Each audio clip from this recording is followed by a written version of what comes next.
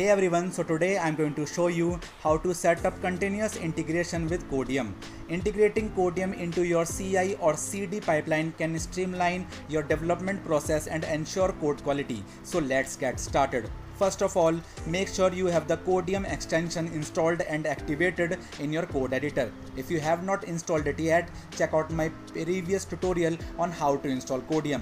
Now, set up a continuous integration service like GitHub Actions, Jenkins or Circle CI for your project.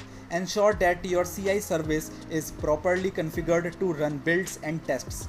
Integrate Codeium into your CI or CD pipeline by including it in your build or test scripts. You may need to use Codeium's CLI or API to incorporate its features into your CI process.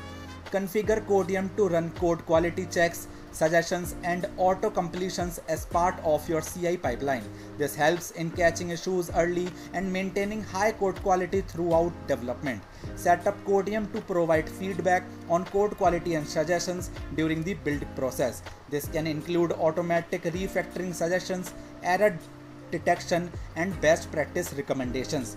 Ensure that your CI or CD pipeline includes steps to handle Codeium's output, such as incorporating suggestions into code reviews or creating reports on code quality.